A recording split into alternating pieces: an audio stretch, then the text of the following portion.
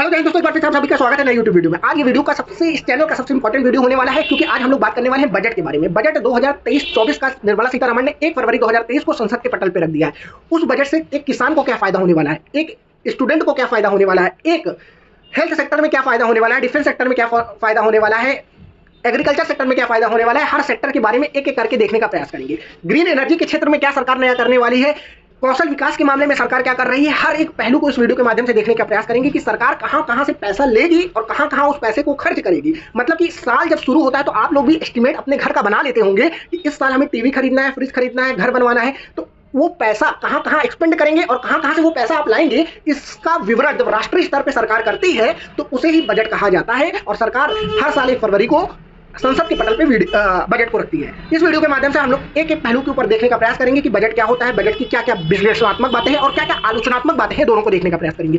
देखिए, पहली बार इस बजट को कहा गया है कि ये बजट जो है अमृतकाल का बजट है। अमृतकाल का बजट क्यों कहा गया? क्योंकि ये आजादी के 75वां साल हम लोग मना रहे हैं। इसके उपलक्ष्य में ये पहली बार कहा गया है कि सन 2047 में जब हम पहुंचेंगे तो हम आजादी का 100वां वर्ष जब मनाएंगे, उसके मद्देनजर हम आज से ही बजट तैयार कर दें कि हमारा बजट इतना स्ट्रांग होना चाहिए कि इंडिया एक्ट 2047, इस बजट का नाम भी दिया गया है कि आजादी के 100वें वर्ष का बजट। इंक्लूसिव इंडिया के बारे में बात किया गया है, मतलब कि समावेशी भारत के बारे में बात किया गया है। अब आप कहेंगे समावेशी भारत क्या है? प्रधानमंत्री नरेंद्र मोदी की 2014-2015 से ये बात आपको याद होगी कि सबका साथ सबका विकास के साथ साथ अब सबका विश्वास और सबका प्रयास भी इसमें जुड़ गया है। इसीलिए निर्मला सीतारमण जी ने इसमें कहा है कि ये इंक्लूसिव इंडिया के लिए बजट है, जन भागीदारी इससे सुनिश्चित करेंगी इस बजट से। और इस बजट के बारे में कहा गया है कि बजट जो है 2023-24 का, इसमें बजट के बारे में कहा गया है कि 2023-24 में इंडिया जो है 7% के हिसाब से ग्रो करेगा। जो 7% के हिसाब से भारत ग्रो करेगा उसे काफी अच्छा बताया जा रहा है। इसलिए अच्छा बताया जा रहा है क्योंकि जो रूस यूक्रेन क्राइसिस हुआ, कोविड-19 के द्वारा इंपैक्ट हुआ और जो सप्लाई चेन डिसरप्शन हुआ, उसमें भारत उभरकर सामने आया और 7% के हिसाब से ग्रो कर रहा है, जो कि आसपास की इकोनॉमी में इतना ग्रोथ नहीं दिख रहा है। ऐसा निर्मला सीतारमण जी द्वारा कहा गया। सन 2022-23 में फिस्कल डेफिसिट, मतलब कि जो राजकोषीय घाटा है, उसकी टारगेट को रखा गया है 6.4% ऑफ जीडीपी। मतलब कि हमें पता है कि सरकार कहीं कहीं से पैसा लेती है और कहीं कहीं खर्चा करती है। सरकार को देने वाले हम बता दें भारत में 2% लोग हैं और बाकी लोग सरकार से पैसा लेते हैं, मतलब कि अलग अलग रूप में लेते हैं। तो सरकार को क्या करना पड़ता है? उधार लेना पड़ता है, और उधार लेगी तो मतलब सरकार डिफिसिट में जाएगी। फिस्कल डेफिसिट इसको कहा जाता है, मतलब राजकोषीय घाटा। तो सरकार का राजकोषीय घाटा जो 2022-23 में है, उसको बताया गया है कि 6.4% रहने की संभावना है जीडीपी का। सरकार इसको 2023-24 में इस टारगेट को 5.9% पर लाने की बात कह रही है। इस बजट को कहा गया है कि यह सप्तऋषि काल का बजट है। सप्तऋषि मतलब कि 7 ऋषि जो है, उसके सप्तऋषि वहीं से कॉन्सेप्ट आया। और सप्तऋषि में क्या क्या बात कही गई है? पहला है इंक्लूसिव डेवलपमेंट, समावेशी विकास के बारे में बात की गई है। दूसरा है कि इंफ्रास्ट्रक्चर एंड इन्वेस्टमेंट। हमें पता है कि इस बजट की जो मेन हाईलाइट है वो इंफ्रास्ट्रक्चर है, क्योंकि सरकार 33% पिछली बार से ज्यादा इंफ्रास्ट्रक्चर पर खर्चा करेगी।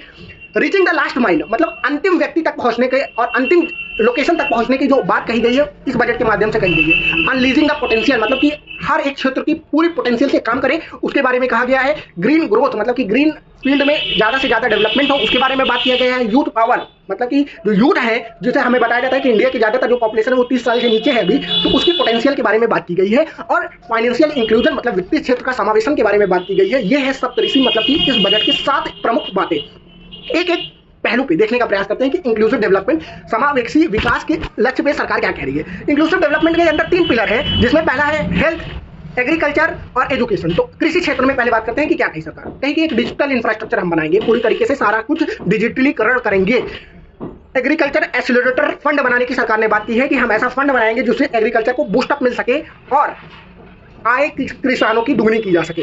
हॉर्टिकल्चर के लिए सरकार ने कहा है कि हम हॉर्टिकल्चरल प्रोग्राम लाएंगे, जिसके लिए वो वेजिटेबल और फ्रूट्स को बढ़ावा देगी, जिसके प्रोडक्शन पे global hub for millet India को बनाना है। इसीलिए सरकार जो है 2023 को यूनाइटेड नेशन के द्वारा मिलेट ईयर घोषित करवाती है। तो मिलेट को प्रोत्साहन देना, मोटे अनाज को प्रोत्साहन देना, जिससे कि भारत में ही जो सॉइल की फर्टिलिटी है उसे मेंटेन रखा जा सके, जो वाटर है उसका वेस्टेज को बचाया जा सके, और बहुत सारी जो इंग्रेडिएंट है जो कि मोटे अनाज में मिल जाते हैं, जो मिलेट में मिलता है, उसकी पूरी पोटेंशियल को अनलीज करने के लिए भारत को ग्लोबल हब ऑफ मिलेट बनाने की बात सरकार इस बजट के माध्यम से कही है।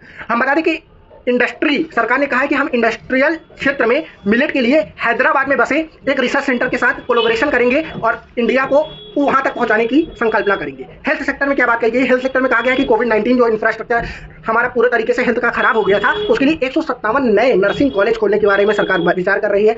सिकल सेल अनेमिया, मतलब कि हमारा जो ब्लड सेल है, आरबीसी जो है, उसका कभी कभी हसिया के आकार में हो जाता है, जिससे जो पीड़ित होते हैं उन्हें कहते हैं सिकल सेल अनीमिया। तो हमारा ब्लड जो है वो ऑक्सीजन उतनी मात्रा में नहीं ले पाता। इसको एलिमिनेट करने की सरकार ने बात की है 2047 तक, जब हम आज़ादी का 100वां वर्ष मनाएंगे तो इसके लिए एक प्रोग्राम स्टार्ट कर रही है सरकार भारत को फार्मास्यूटिकल क्षेत्र में हब बनाने के लिए, मतलब कि हमें आपको पता है कि एपीआई मतलब एक्टिव फार्मास्यूटिकल इंग्रेडिएंट जो है वो ज़्यादातर चाइना से आते हैं इंडिया में। तो अब सरकार चाह रही है कि ये जो फार्मास्यूटिकल इंग्रेडिएंट है वो इंडिया में ही बने, इसलिए सरकार ये प्रोग्राम लाई है और आईसीएमआर के साथ कोलैबोरेशन करके सरकार पब्लिक प्राइवेट पार्टनरशिप को भी बढ़ावा दे रही है कि वो आए और रिसर्च करें और फार्मास्यूटिकल क्षेत्र में कुछ बड़ा करके दिखाएं।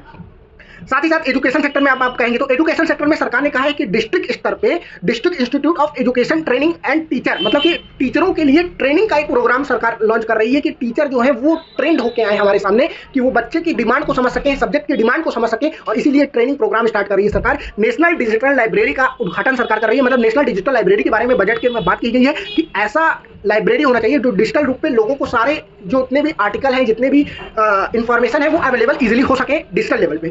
सरकार ने राज्य सरकारों से कहा है कि वो ज़्यादा से ज़्यादा फिजिकल लाइब्रेरी बनाए डिस्ट्रिक्ट लेवल पे, ब्लॉक लेवल पे और साथ ही साथ पंचायत लेवल पे भी, जिससे ज़्यादा से ज़्यादा लोग आके प्रोत्साहित हो सके, ज़्यादा से ज़्यादा लोग पढ़ सके।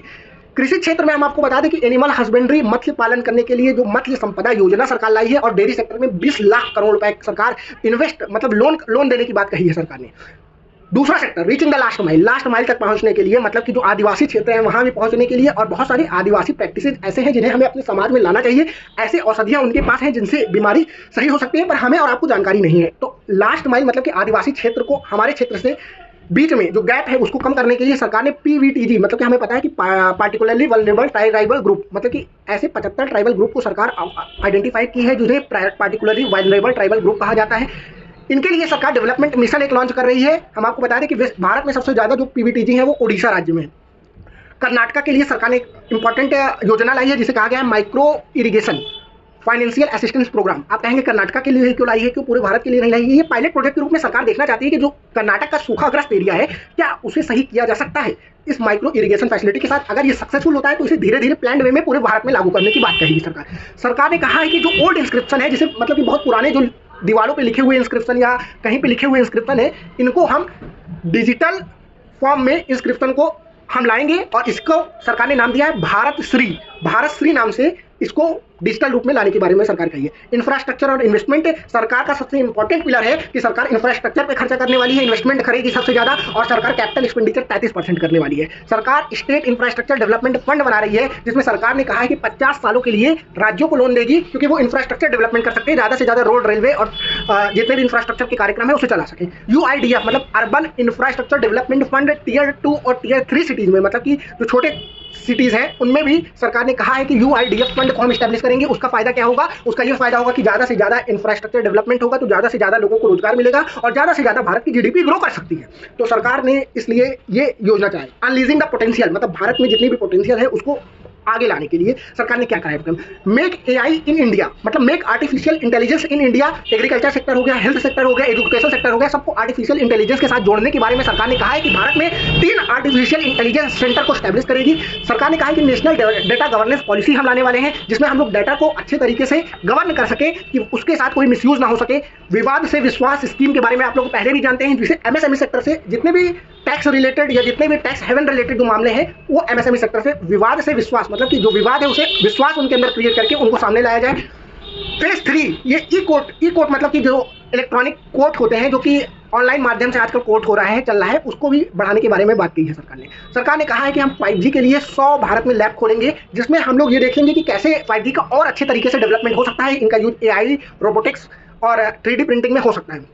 ग्रीन ग्रोथ के बारे में सरकार क्या कहती है इस बजट के माध्यम से वो देख लेते हैं। ग्रीन ग्रोथ के बारे में सरकार कहती है कि हम पीएम प्रणाम योजना लाए हैं। पीएम प्रणाम योजना के माध्यम से सरकार ये कहना चाहती है कि जो राज्य और जो केंद्र शासित प्रदेश भारत को अल्टरनेटिव फर्टिलाइजर, मतलब कि जो हमें पता है कि जो उर्वरक खेत में यूज हो रहा है उससे सॉइल की फर्टिलिटी कम हो रही है, तो अल्टरनेटिव फर्टिलाइजर को डेवलप करते हैं तो उसके लिए सरकार जो है उनकी हेल्प करेगी। भारत में 500 वेस्ट टू वेल्थ प्लान बनेगा, मतलब कि जितने भी वेस्ट टू वेल्थ प्लान है, मतलब कि जितने भी वेस्ट प्रोडक्ट हैं उनको संपदा के रूप में चेंज करने के लिए प्रोग्राम सरकार चला रही है। गोवर्धन स्कीम के तहत इसे लॉन्च किया गया है और सरकार इससे सर्कुलर इकोनॉमी के ऊपर ग्रोथ करने की बात कही है। सरकार ने मिष्टी योजना लाई है। मिष्टी योजना जो है भारत के तटीय क्षेत्र, जैसे कि हम आपको बता दें कि वेस्ट बंगाल हो गया, गुजरात हो गया, तमिलनाडु हो गया, कर्नाटक हो गया, तो यहाँ पे जो डेल्टा है, जो यहाँ पे डेल्टा बनते हैं, जैसे सुंदरबन डेल्टा हो गया, तो इनके मैंग्रोव को सेव करने के लिए मिष्टी प्रोग्राम लाई है सरकार। सरकार ने युवाओं के लिए क्या किया, यूथ क्योंकि सब तरीके का एक इंपॉर्टेंट पिलर है। सरकार ने कहा है कि प्रधानमंत्री कौशल विकास योजना 4.0 वो लॉन्च कर रही है। 4.0 प्रधानमंत्री कौशल विकास योजना के तहत सरकार आर्टिफिशियल इंटेलिजेंस के साथ साथ रोबोटिक्स के साथ साथ 3D प्रिंटिंग जैसी टेक्नोलॉजी को बढ़ावा देगी, कोडिंग को बढ़ावा देगी और इसे यूथ के अंदर ये स्किल डेवलपमेंट करेगी प्रधानमंत्री कौशल विकास योजना के तहत। हम आपको बता दें कि 50 ऐसी जगह को सरकार आइडेंटिफाई कर रही है जिसको वो टूरिस्ट प्लेस के रूप में डेवलप कर सके, जिससे कि विदेशी के साथ साथ भारत भी उस जगह पे आए और घूमे और भारत को वो जगह का प्रॉपर डेवलपमेंट हो सके। सरकार ने यूनिटी मॉल की डेवलपमेंट की बात कही गई है। अब यूनिटी मॉल क्या है भाई? यूनिटी मॉल ये है कि जैसे हम आपको पता है कि हमें और आपको पता है कि जो ओडीओपी प्रोग्राम उत्तर प्रदेश सरकार लाई थी, वन डिस्ट्रिक्ट वन प्रोग्राम, जिसके वजह से कि हर डिस्ट्रिक्ट में जो सबसे इंपॉर्टेंट चीज उस जगह की है, जो प्रसिद्ध चीज है, उसको राष्ट्रीय स्तर पे और विश्व स्तर पे पहुंचाने की बात कही गई थी। ऐसा निर्मला सीतारमण ने कहा है कि ऐसा पूरे भारतवर्ष में लागू होना चाहिए कि हर डिस्ट्रिक्ट का वो ऐसा प्रोडक्ट जो उस डिस्ट्रिक्ट की आन बान और शान है उसको पूरे विश्व स्तर तक फैलाने के लिए हम लोग यूनिटी मॉल डेवलपमेंट करेंगे, जिसमें कि ओडीओपी प्रोडक्ट को रखा जाएगा, जीआई टैग मतलब ज्योग्राफिकल इंडिकेशन टैग जिसे मिला है उसको रखा जाएगा और ट्रेड और हैंडीक्राफ्ट को भी उसके अंदर रखा जाएगा। फाइनेंशियल सेक्टर के लिए क्या सरकार कर रही है? फाइनेंशियल सेक्टर के लिए सरकार ने कहा है कि हम नेशनल फाइनेंशियल इंफॉर्मेशन रजिस्ट्री का डेवलपमेंट करेंगे, जिससे कि लोन जो है सिंपल तरीके से किसी को मिल जाए। सेंट्रल डाटा प्रोसेसिंग सेंटर बनाएंगे जिसकी कंपनी एक्ट 2013 में सुविधा हो सके। एमएसएमई सेक्टर मतलब कि माइक्रो स्मॉल और मीडियम इंटरप्राइजेज, जिसे आप लघु मध्यम और कुटीर उद्योग कहते हैं, उसके लिए सरकार ने कहा है 2 लाख करोड़ का उनको कोलेटरल फ्री, मतलब कि कुछ भी रखना नहीं पड़ेगा, उसके बदले उनको लोन मिलेगा 2 लाख करोड़ रुपए तक का। ये एमएसएमई सेक्टर के लिए एक बड़ी बात हो गई है। महिलाओं के लिए सरकार ने क्या किया? महिलाओं के लिए सरकार ने एक ऐसा फंड बनाया है, मतलब कि आप लोन आप 2 लाख रुपए तक जमा कर सकती हैं और उसमें 7.5% का ब्याज आपको सरकार देगी 2 साल तक के लिए। ऐसी महिलाएं कर सकती हैं, 2 लाख रुपए इसकी लिमिट है। सीनियर सिटीजन के लिए सरकार ने क्या किया है? सीनियर सिटीजन के लिए सरकार ने यह कहा है कि मैक्सिमम डिपॉजिट जो उनके सेविंग स्कीम के लिए था उसको बढ़ा के सरकार ने 15 लाख से बढ़ा के 30 लाख कर दिया है कि 30 लाख रुपए तक आप जमा कर सकते हैं। ये थी इंपॉर्टेंट बातें बजट की।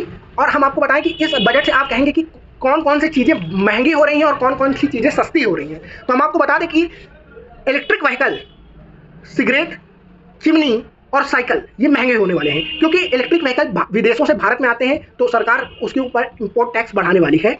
सिगरेट महंगे होने वाले हैं, सिगरेट पीने वालों के लिए एक बुरी खबर हो सकती है। चिमनी जो कि आपके किचन में यूज होता है वो भी महंगा होगा और साइकिल महंगा होने वाला है। क्या क्या चीजें सस्ते होंगे इस बजट के माध्यम से? तो हम आपको बता दें कि एयरप्लेन या एयर प्रोडक्ट मतलब कि जो एरोप्लेन में प्रोडक्ट बनते हैं वो सस्ते होंगे, जिससे कि आपको हवाई किराया कम लगने का।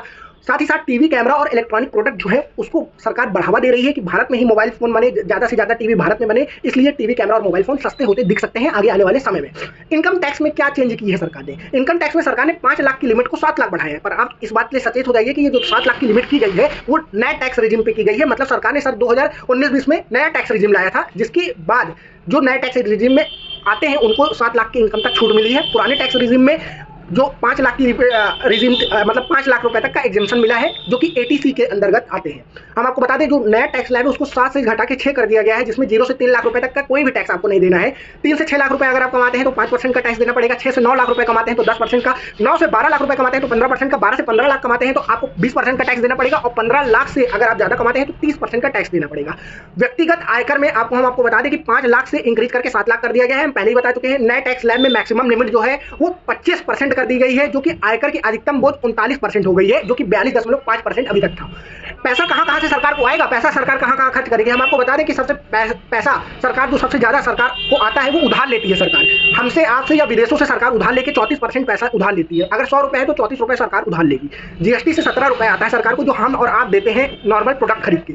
सरकार को कॉर्पोरेट टैक्स मतलब कि जो बड़े व्यापारी हैं उनसे 15% का टैक्स आता है और इनकम टैक्स भी 15% आता है। अब आप पूछेंगे कि सरकार पैसा कहां खर्च करती है या पैसा सरकार का कहां जाता है? हम आपको पहले ही बताया कि सरकार 34% पैसा उधार लेती है, तो सबसे ज्यादा पैसा सरकार को ब्याज देने में चला जाता है। मतलब सरकार इंटरेस्ट भरती है सबसे ज्यादा। 20% पैसा सरकार जो है वो ब्याज देने में चुकाती है। राज्य की जो टैक्स है, मतलब कि हम आपको बताया जब से जीएसटी आ गया तो केंद्र ही राज्य का भी टैक्स कलेक्ट करती है, तो 18% पैसा राज्यों का सरकार देने में गुजार देती है और सेंट्रल सेक्टर स्कीम जो सरकार खुद की योजनाएं चलाती है उसके लिए 17% का टैक्स है।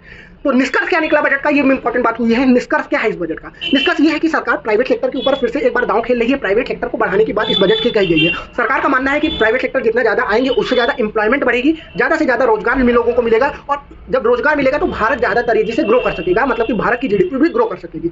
मिनिमम इंटरफेरेंस की नीति सरकार ने अपनाया है। बहुत सारी ऐसे कागजी मामले थे जिसकी वजह से बहुत सारे बिजनेसेस इंडिया में आना नहीं चाहते थे, सरकार ने उसे कम कर दिया है, बहुत ज्यादा कम कर दिया है कि ज्यादा से ज्यादा बिजनेस की पोटेंशियल को बढ़ाया जा सके और ईज ऑफ डूइंग बिजनेस में इंडिया के रैंक को और बढ़ाया जा सके। सरकार ने ग्रीन एनर्जी के क्षेत्र में काफी एक्सपेंडिचर किया है, इंफ्रास्ट्रक्चर में काफी एक्सपेंडिचर किया है, फाइनेंशियल सेक्टर में सरकार ने काफी इन्वेस्टमेंट किया है। सरकार ने, आपको पता है कि 9 राज्यों का चुनाव आने वाला है, तो ऐसा माना जा रहा था कि सरकार जो बजट लाएगी वो उन राज्यों को लुभाने के लिए हो सके बजट आए, परंतु ऐसा नहीं है। बजट जो है पूर्ण रूप से दीर्घकालिक, मतलब कि दूर का सोच के सरकार लाई है कि अभी हम फायदा दे देंगे लोगों को, लोग खुश होकर हमको वोट दें। ऐसा इस बजट से नहीं दिखता। ऐसा दिखता है कि ये सरकार 2047 का प्लान कर रही है, मतलब कि सरकार को लगता है कि वो फिर से सत्ता में आने वाली है, इसलिए ये बजट जो है वो दीर्घकालीन रूप से बनाया गया है, मतलब कि लॉन्ग अप्रोच इसके बजट में बनाने के लिए फॉलो किया गया है। इस बजट की आलोचनात्मक बातें क्या है? सरकार डिफेंस सेक्टर में उतना खर्चा करने से बच रही है। सरकार सोशल इंफ्रास्ट्रक्चर सेक्टर में, मतलब कि सोशल इंफ्रास्ट्रक्चर सेक्टर में, मतलब कि ऐसा कहा जा रहा था कि हेल्थ पे सरकार और पैसा खर्चा करेगी, पर 2.1% पे सरकार रुक गई। एजुकेशन सेक्टर पे सरकार और पैसा खर्चा करने की 6% तक की बात कही जाती है, परंतु 2%, 3% और 1% पे सरकार रह जा रही है। ये इस बजट की आलोचनात्मक बातें हैं। इस बजट की आलोचनात्मक बातें हैं कि जो टैक्स रेजिम है, न्यू टैक्स रेजिम में तो चेंज किया गया है, पर पुराने टैक्स रेजिम में कोई चेंज नहीं किया गया है और लमसम इसको लोग ना के बराबर मान रहे हैं कि कोई टैक्स रेजिम में उनको फायदा मिला है। और क्या आलोचनात्मक बात है इस बजट की? इस बजट की आलोचनात्मक बात यह है कि सरकार ग्रीन एनर्जी पे खर्चा तो कर रही है, पर मनरेगा जैसी स्कीम जो कि कोविड में एक संजीवनी बूटी के रूप में साबित हुआ हमारे सामने, उस पर सरकार एलोकेशन घटाती चली जा रही है। मनरेगा जैसी स्कीम जो कि रूरल एम्प्लॉयमेंट देते हैं, गांव में लोगों को 100 दिन तक की नौकरियां देते हैं, उससे सरकार अपना पीछा छुड़ा रही है। और सरकार का इसका में कहना यह है कि सरकार और भी सारे क्षेत्र में खर्चा कर रही है और सरकार को लगता है कि अगर मनरेगा को स्कीम में पैसे कम होते हैं तो वो बाद में भी पैसे को इन्फ्यूज करेगी। ये सरकार का तर्क है। तो ये था बजट 2023-24 का। हमें लगता है कि ये वीडियो काफी लंबी हो गई और आपको एक एक पक्ष समझ में आया होगा कि बजट के माध्यम से सरकार क्या कहना चाहती है, सरकार कहां-कहां से पैसा ले रही है, किस किस क्षेत्र में खर्चा कर रही है, सरकार क्या दर्शाना चाह रही है इस बजट से। हर पहलू पे हम इस वीडियो के माध्यम से बात कर ली है। लगता है आपको वीडियो अच्छी लगी तो वीडियो को लाइक करिए, ज्यादा से ज्यादा लोगों तक इस वीडियो को फैलाइए। मिलते हैं नेक्स्ट वीडियो में ऐसे इंफॉर्मेटिव वीडियो के साथ। वीडियो अच्छी लगी तो वीडियो को लाइक और ज्यादा से ज्यादा शेयर करिए। तब तक के लिए जय हिंद, जय भारत।